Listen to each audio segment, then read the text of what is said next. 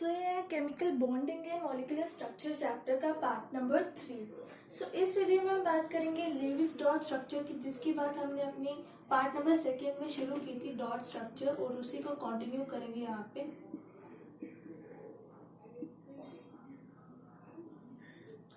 So let's draw Lewis dot structure of sulphur, या फिर सबसे पहले हम डाल देते हैं अपना नाइट्रोजन के मॉलिक्यूल का Lewis dot structure N2 molecule.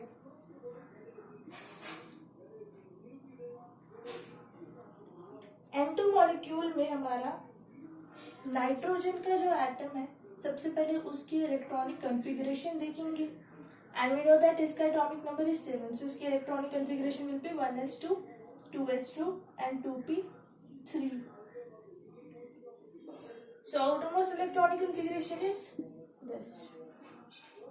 Total कितने इलेक्ट्रॉन्स आउटरमोस्ट शेल में? 5 इलेक्ट्रॉन्स। So क्या होगा, नाइट्रोजन को कितने और इलेक्ट्रॉन्स चाहिए? नाइट्रोजन को 8 और इलेक्ट्रॉन्स चाहिए दूसरे किसी एटम से। दैट इज नाइट्रोजन को भी दूसरे किसी नाइट्रोजन के साथ बॉन्ड बनाएगा तो उसे कितने इलेक्ट्रॉन्स चाहिए?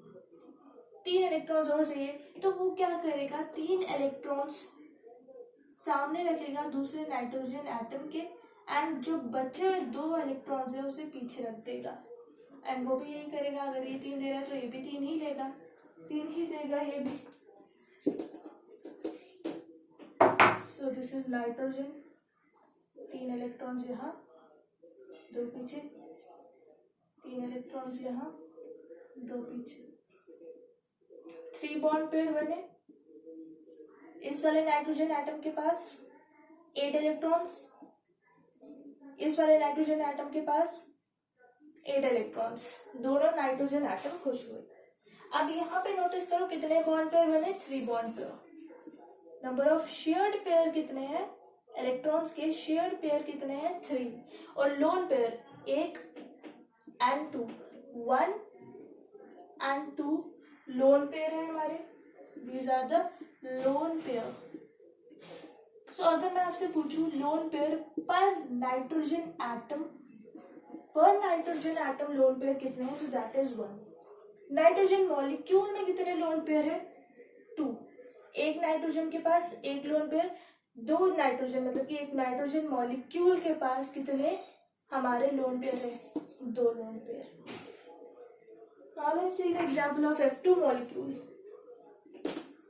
सबसे पहले क्या करेंगे, उसकी इलेक्ट्रॉनिक कॉन्फ़िगरेशन निकालेंगे। फर्स्ट स्टेप हमारा है कि हम उसकी इलेक्ट्रॉनिक कॉन्फ़िगरेशन निकालेंगे।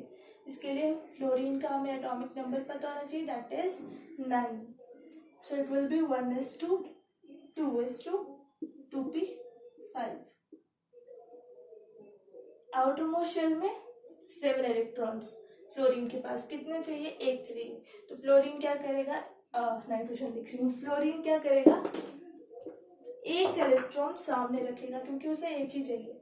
सो 1 इलेक्ट्रॉन, 7 इलेक्ट्रॉन में से 1 इलेक्ट्रॉन को सामने, बाकी जितने कितने बचे? 6, उन्हें पीछे 1 2 3 4 5 6, एंड ये भी इसको 1 ही देगा।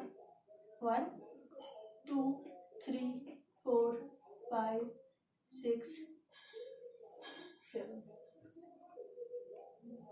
1 2 3 4 5 6 7 इलेक्ट्रॉन्स फ्लोरीन के पास 1 सामने रखा एंड 1 बॉन्ड पेयर बना। इस फ्लोरीन एटम के पास 8 इलेक्ट्रॉन्स, ये खुश है, इसके पास भी 8 इलेक्ट्रॉन्स, ये भी खुश हो गया। कितने बॉन्ड पेयर बने? 1 बॉन्ड पेयर बना। बॉन्ड पेयर इन फ्लोरीन मॉलिक्यूल 1 है, एंड लोन पेयर पर फ्लोरीन एटम 1 2 3 लोन पेयर पर फ्लोरीन एटम। एंड फ्लोरीन के मॉलिक्यूल के अंदर कितने लोन पेयर है? 1 2 3 4 5 6 लोन पेयर्स, 6 लोन पेयर्स है फ्लोरीन के मॉलिक्यूल के अंदर। नाउ और आगे बढ़ते हैं, अमोनिया NH3 के मॉलिक्यूल की इलेक्ट्रॉनिक कॉन्फ़िगरेशन देखेंगे। इसमें सेंट्रल एटम जो हमारा है वो है नाइट्रोजन, ठीक है। हाइड्रोजन और नाइट्रोजन दोनों की इलेक्ट्रॉनिक कन्फिग्रेशन देखेंगे। हाइड्रोजन का एटॉमिक नंबर 1, नाइट्रोजन का 7।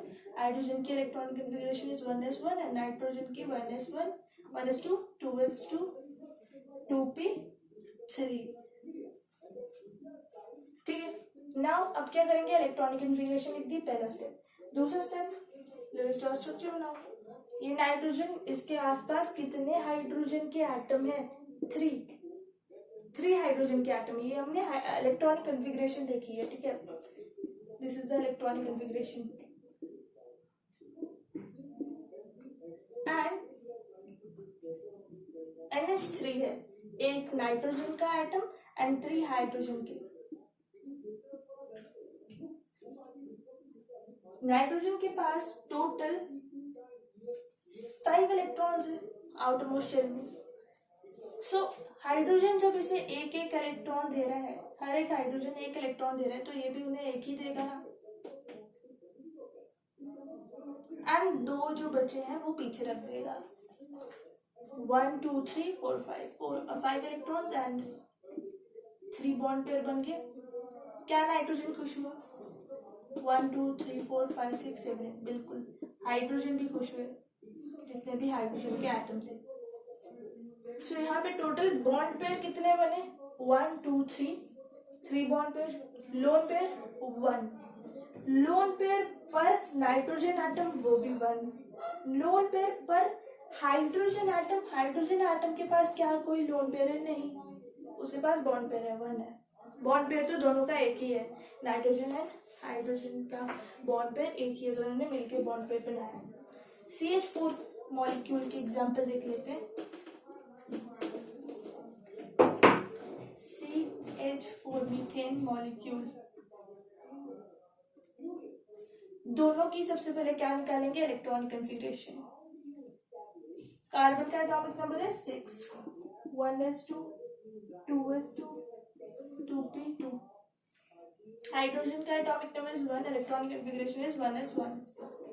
सेंट्रल एटम इज कार्बन, इसके आसपास 4 हाइड्रोजन है, 4 हाइड्रोजन के एटम है। सब हाइड्रोजन से एक एक इलेक्ट्रॉन देंगे, तो कार्बन भी उन्हें एक ही इलेक्ट्रॉन देगा। एंड कार्बन के पास खुद भी 4 ही इलेक्ट्रॉन्स आउटरमोस्ट शेल में। तो कितने बॉन्ड पेयर बने हमारे पास? 1 2 3 4 बॉन्ड पेयर। एंड यहाँ पे अगर आपको एग्जाम में ड्रॉ करने तो उसमें आपको सिंपल ऐसे रखने हैं, इसको बस डॉट्स बनाने हैं। It is Lewis dot structure, electrons. ठीक है, सो दिस वाज CH4 मॉलिक्यूल। अब देख लेते हैं HCl की एग्जांपल देखते हैं, तो इसमें 3 एटम्स है, HCl 3 एटम्स है। ठीक है, तो तीनों की इलेक्ट्रॉनिक कन्फिग्रेशन सबसे पहले कार्बन का atomic number is 6, 1s2, 2s2, 2p2। Nitrogen की 7 एटॉमिक नंबर एंड इसकी हमारी electronic configuration will be 1s2, 2s2, 2p3।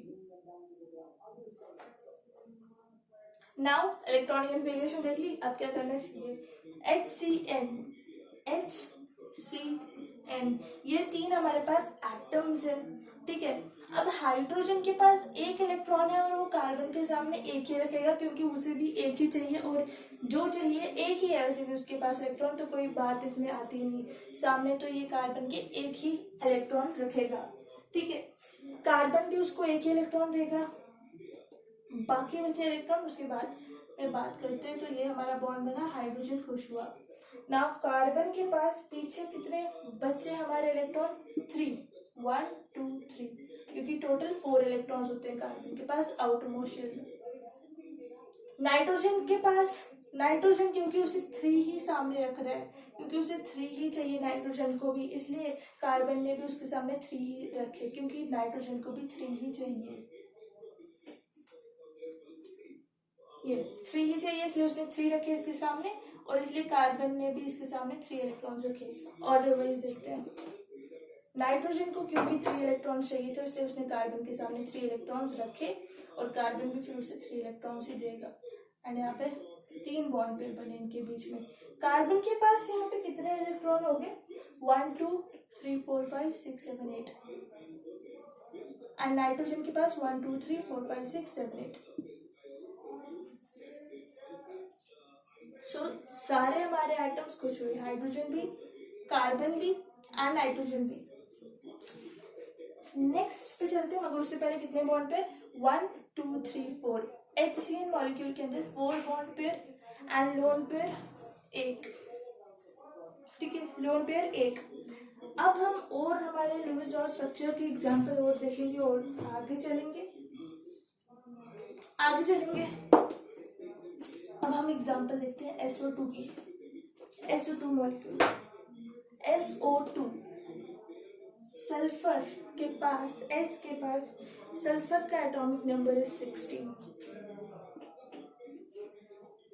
Electronic configuration will be 1s2 2s2 2p6 1s2 2s2 2p6। कितने हुए? 10 हुए। आगे कितने चाहिए? 6 इलेक्ट्रॉन्स और फिल करने हैं, तो that will be 3s2 and 3p4। Oxygen के पास हमारा atomic number is 8 and electronic configuration will be 1s2 2s2 and 2p।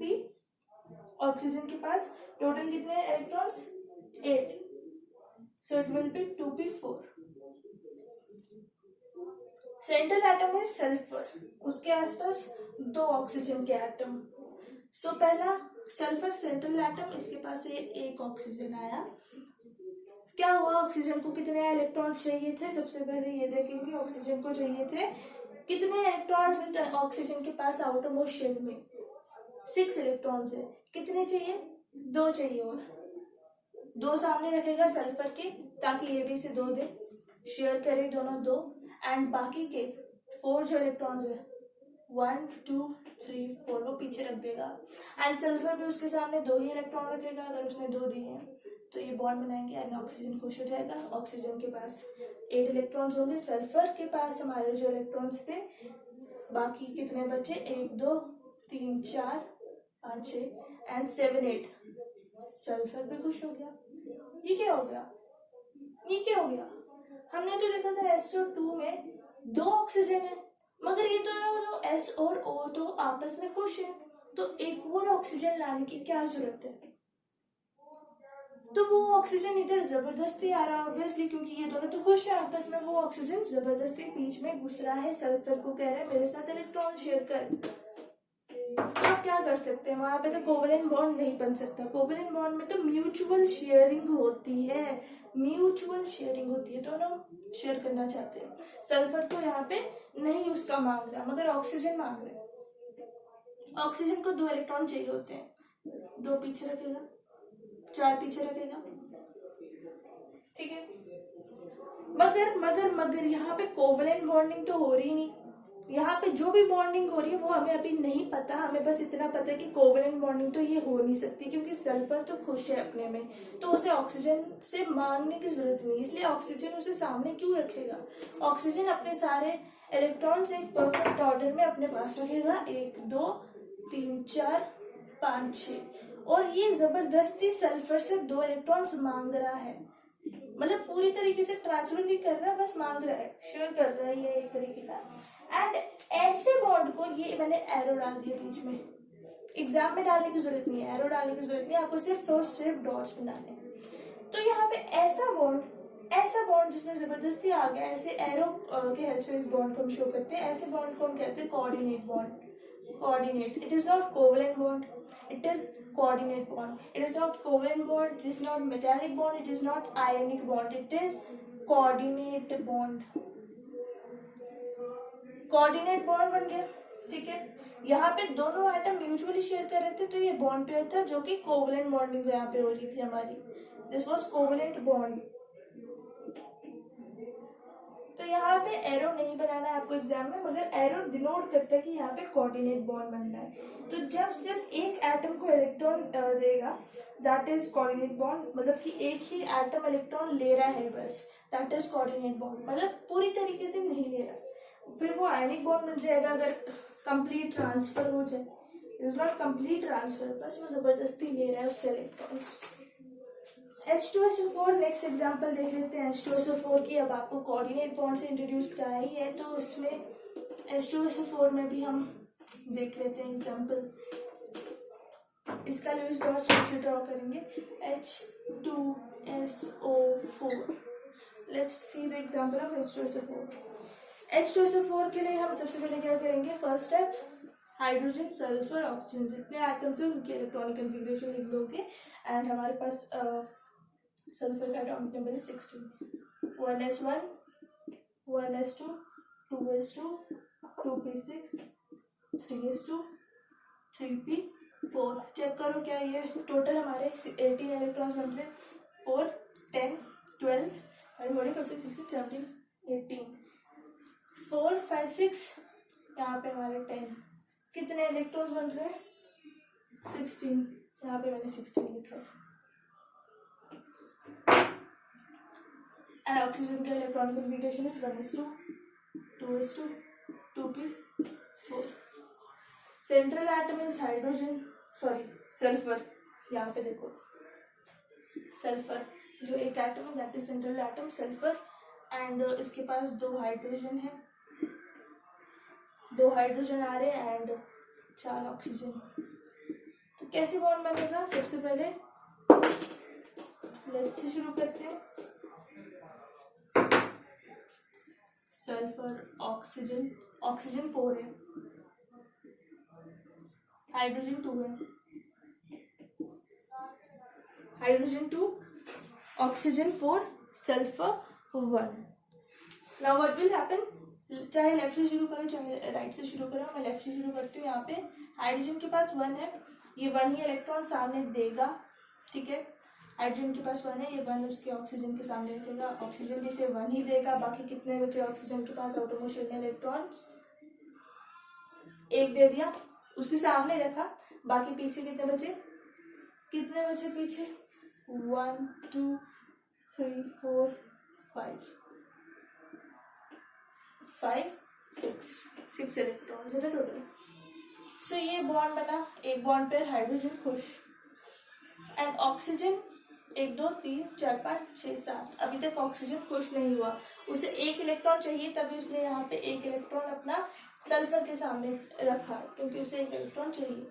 Sulphur भी उसे 1 दे देगा, ये बॉन्ड पेयर बना। ऑक्सीजन भी खुश, ऑक्सीजन के पास 8 इलेक्ट्रॉन्स होंगे। सल्फर के पास कितने इलेक्ट्रॉन्स है वो देखने से पहले राइट में आ जाओ।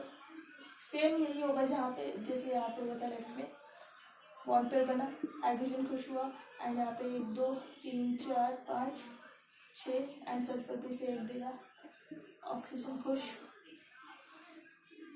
सल्फर के पास 1, 2 और कितने इलेक्ट्रॉन्स है, 6 इलेक्ट्रॉन्स है, 1, 2, 3, 4, 5, 6 इलेक्ट्रॉन्स, ठीक है।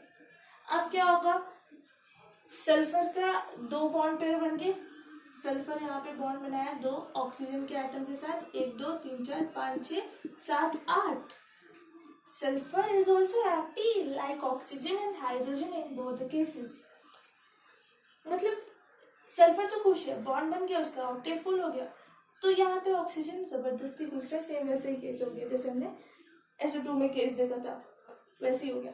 तो यहाँ पे जबरदस्ती ऑक्सीजन को, हमें पता है 2 इलेक्ट्रॉन चाहिए होते हैं, तो वो जबरदस्ती सल्फर से 2 इलेक्ट्रॉन्स मांग रहा है। ऑक्सीजन, दोनों ऑक्सीजन एटम्स सल्फर के पास जबरदस्ती घुस रहे हैं, सल्फर खुश है बनना, इसलिए ये बॉन्ड हमारा कोऑर्डिनेट बॉन्ड बनेगा। सल्फर इन्हें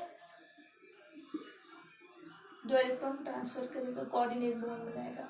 और ऑक्सीजन के पास पीछे 1, 2, 3, 4, 5, 6, 7, 8। नहीं, कैसे बनाना है, ऐसे। ये सामने नहीं रखेगा, अपने 2 इलेक्ट्रॉन्स को पीछे रखेगा, इसे सामने रखने की जरूरत नहीं, क्योंकि it is not covalent bond, it is coordinate bond. ये कोवेलेंट बॉन्डिंग नहीं कर रहा, कोवेलेंट बॉन्डिंग करनी होती तो इसे भी 2 इलेक्ट्रॉन सामने रखने होते, इसे चाहिए 2 इलेक्ट्रॉन्स, तो ये जबरदस्ती दे रहा है, क्योंकि सल्फर को तो नहीं चाहिए, तो सल्फर के सामने ये क्यों रखेगा 2 इलेक्ट्रॉन्स, 2 पीछे, 2 इधर, 2 इधर। कितने इलेक्ट्रॉन्स, 6 इलेक्ट्रॉन्स। कितने चाहिए, 2, तो ये ट्रांसफर कर देगा एंड ये हमारा 8 इलेक्ट्रॉन्स ऑक्सीजन के पास आ गए, ऑक्सीजन के पास इस ऊपर और नीचे दोनों ऑक्सीजन के पास 8 इलेक्ट्रॉन्स आ गए, ऑक्सीजन भी खुश with help of coordinate bonding. Now हमने आई थिंक सो कि हमने लिमिटेशंस पढ़ी थी, ऑक्टेट रूल की लिमिटेशंस पढ़ी थी। कुछ सुपर ऑक्टेट मॉलिक्यूल्स होते हैं जिनके ऊपर अपना octet rule is not applicable, उन्हीं सुपर ऑक्टेट मॉलिक्यूल्स की मैंने बात की थी। आई थिंक पार्ट फर्स्ट में बात की थी, उसमें हमने बोला था कि इस टॉपिक को हम कंटिन्यू करेंगे। Super octet molecule third point था उनका, वो लिमिटेशंस में आते थे ऑक्टेट रूल की, उनकी बात करनी थी हमने। इस वीडियो में अब कर लेते हैं उनकी बात बहुत लंबे टाइम के बाद। लिमिटेशंस ऑफ ऑक्टेट रूल में थर्ड पॉइंट था कि सुपर ऑक्टेट मॉलिक्यूल्स के ऊपर नहीं एप्लीकेबल है। तो कैसे नहीं एप्लीकेबल है उसके लिए हम एग्जाम्पल देख लेंगे इस लुईस स्ट्रॉस स्ट्रक्चर के अंदर। तो यहाँ पे हम एग्जाम्पल देख लेंगे BF3 मॉलिक्यूल की। बोरॉन एंड फ्लोरीन का इलेक्ट्रॉनिक कॉन्फ़िगरेशन निकालेंगे, that is the first step. Boron and fluorine, boron का atomic number is 5 and its electronic configuration will be 1s2 2s2 2p1, ठीक है। एंड फ्लोरीन के electronic configuration will be, fluorine का atomic number is 9 and 1s2 2s2 2p5, ठीक है। Now central atom हमारा क्या है, बोरॉन। फ्लोरीन कितने हैं हमारे पास, 3। फ्लोरीन के एटम हमारे पास कितने हैं, 3।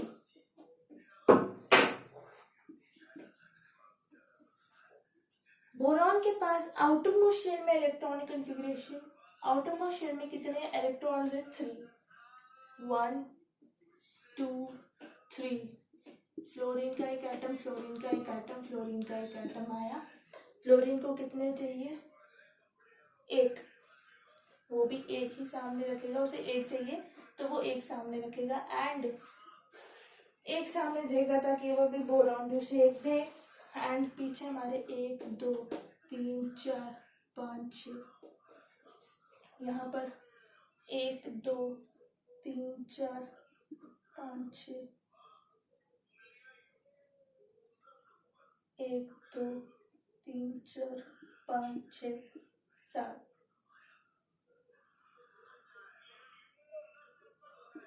बॉन्ड बना, बॉन्ड पेयर बना,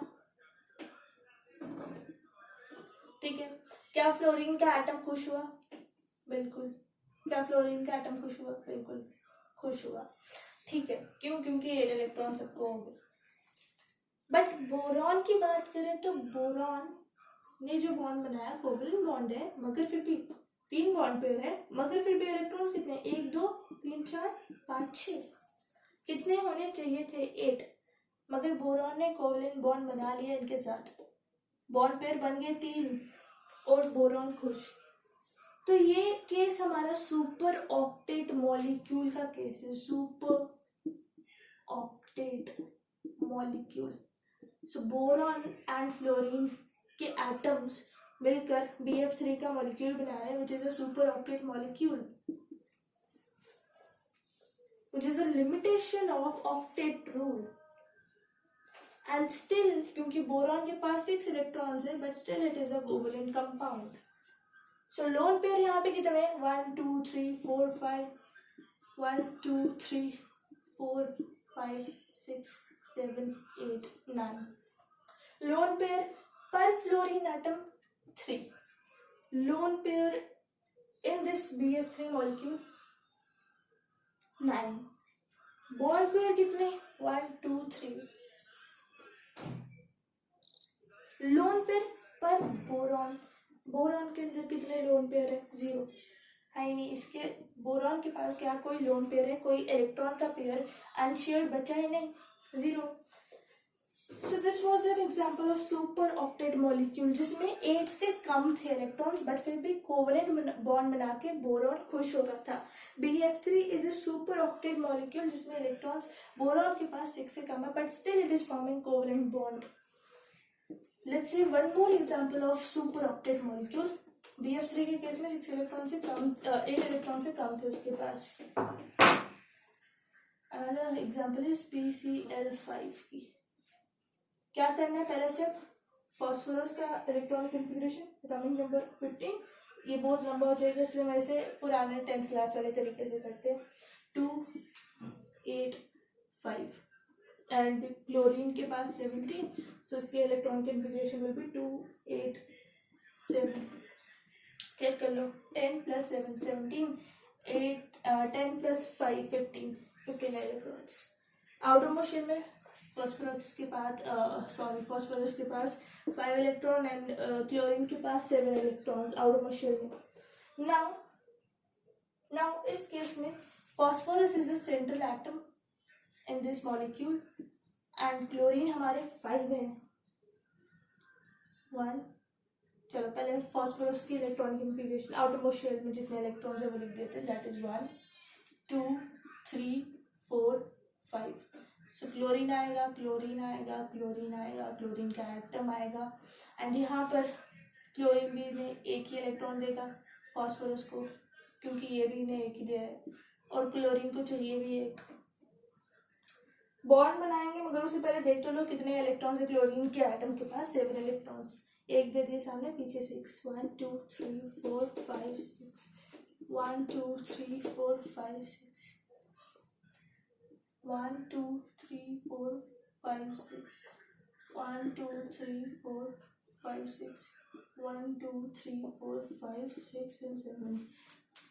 बॉन्ड पेयर बनाएगा फॉस्फोरस के एक इलेक्ट्रॉन के साथ और क्लोरीन का एटम खुश हो जाएगा 1 2 3 4 5 6 7 8। सेम केस हर जगह, 8 इलेक्ट्रॉन्स है क्लोरीन के एटम के पास और फॉस्फोरस के एटम के पास जितने बॉन्ड पेयर और कितने इलेक्ट्रॉन्स 1 2 3 4 5 6 7 8 9 10 इलेक्ट्रॉन्स फॉस्फोरस के एटम के पास, बट फिर भी वो कोवलेंट बॉन्ड बना रहा है। 10 इलेक्ट्रॉन्स है फॉस्फोरस के एटम के पास, 10 इलेक्ट्रॉन है, 8 से ज्यादा है and that is why this is a limitation of octet rule. It is still forming a covalent bond. PCl5 is a super octet molecule. It is also a super octet molecule. Like in the case of BF3, we have the super octet molecule जिसमें electron configuration जिसमें electron उसके 6 थे, but फिर भी वो covalent bond बना रहा था, बोरॉन के इलेक्ट्रॉन 6 थे। ऐसे हमारे पास और भी एग्जाम्पल्स है SF6 की जिसमें 12 इलेक्ट्रॉन्स है, सल्फर के पास है। IF7 में 14 इलेक्ट्रॉन्स है, बट फिर भी वो कोवलेंट बॉन्ड बना रहे हैं, चाहिए होते 8। सो ये हमारे लिमिटेशन ऑक्टेट होगी। सो सुपर ऑक्टेट मॉलिक्यूल जैसे कि BF3 SF6 PCl5 IF7 वो अपने इलेक्ट्रॉन्स को 8 से कम या फिर 8 से ज़्यादा इलेक्ट्रॉन्स होते हुए भी अपने इलेक्ट्रॉन्स को शेयर कर देते हैं। 8 इलेक्ट्रॉन्स होने से कम या फिर 8 इलेक्ट्रॉन से ज़्यादा इलेक्ट्रॉन्स अगर उनके पास होते हैं तभी वो कोवलेंट बॉन्ड बना लेते हैं अपने इलेक्ट्रॉन्स का, किसी और इलेक्ट्रॉन्स के साथ बॉन्ड पेयर बनाते हैं, बॉन्डिंग करते हैं एंड वो कोवलेंट बॉन्ड बनाते हैं फिर भी। So they are super octet molecules. कौन सुपर ऑक्टेट मॉलिक्यूल्स है? जैसे कि BF3 SF6 PCl5 IF7। So actually में जो फॉर्मल चार्ज होता है ना, एटम का जो फॉर्मल चार्ज होता है एटम का वो हिडन चार्ज होता है। द फॉर्मल चार्ज जो हिडन चार्ज होता है एटम का वो फॉर्मल चार्ज होता है। फॉर्मल चार्ज एटम का छुपा हुआ होता है, हिडन होता है एंड उसको उस मॉलिक्यूल या फिर आयन के एटम का हिडन चार्ज होता है फॉर्मल चार्ज छुपा हुआ होता है। सो फॉर्मल चार्ज को निकालने का हमारे पास फॉर्मूला है, that is total valence electrons minus half the number of total shared electrons and minus total unshared electrons.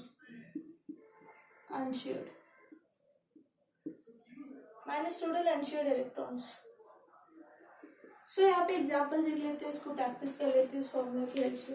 Total valence electron, जितने वैलेंस इलेक्ट्रॉन्स है उनमें से जितने इलेक्ट्रॉन्स को शेयर किया उसके हाफ को माइनस करो उसमें से, एंड जितने वैलेंस इलेक्ट्रॉन्स शेयर नहीं किए उनको, इलेक्ट्रॉन्स पेयर की बात नहीं कर रहे हैं, जितने इलेक्ट्रॉन्स है, जितने इलेक्ट्रॉन शेयर किए हैं, जितने इलेक्ट्रॉन्स अनशेयर किए हैं, जितने इलेक्ट्रॉन्स वैलेंस इलेक्ट्रॉन्स है, जितने इलेक्ट्रॉन शेयर नहीं किए हैं, जितने इलेक्ट्रॉन शेयर किए हैं, बात को समझते हैं।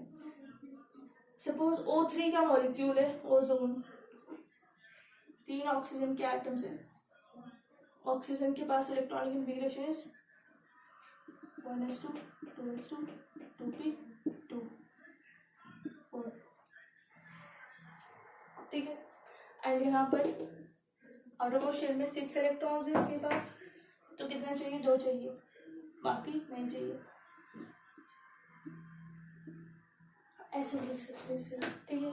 एंड ये भी इसी को ही देगा, बॉन्ड पेयर बनाएंगे, बॉन्ड बनेगा, ऑक्सीजन खुश, इसके पास कितने, 1 2 3 4 5 6, ये भी खुश, ये ऑक्सीजन का एटम भी खुश, बट फिर भी एक ऑक्सीजन तो जबरदस्ती घुस रहा है ना, तो वो क्या करेगा, आएगा और 2 इलेक्ट्रॉन्स लेगा, क्योंकि उसे 2 इलेक्ट्रॉन चाहिए, और बाकी के पीछे रखेगा, 1 2 3 4 5 6 7 8, ये भी कुछ कोऑर्डिनेट बॉन्ड बना के, ठीक है। सो इस केस में पहले ऑक्सीजन एटम का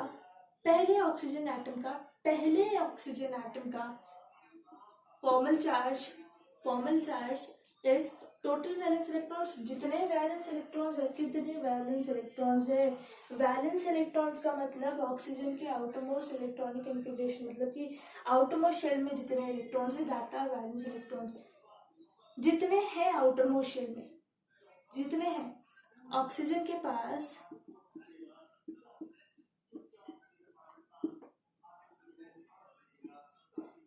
6 इलेक्ट्रॉन्स वैलेंस इलेक्ट्रॉन्स है, आउटरमोस्ट शेल में 6 इलेक्ट्रॉन्स थे, मतलब कि ऑक्सीजन के पास 6 वैलेंस इलेक्ट्रॉन्स है, total valence electrons minus half the number of shared electrons, कितने इलेक्ट्रॉन अपने ऑक्सीजन ने अपने कितने इलेक्ट्रॉन को शेयर किया, आई एम सॉरी, मतलब मेरा मतलब उल्टा हो गया, कितने इलेक्ट्रॉन शेयर है यहाँ पे, 1 2 3 4, अपने नहीं, कितने इलेक्ट्रॉन शेयर है, 4, माइनस कितने अनशेयर्ड है, 1 2 3 4, 1 2 3 4,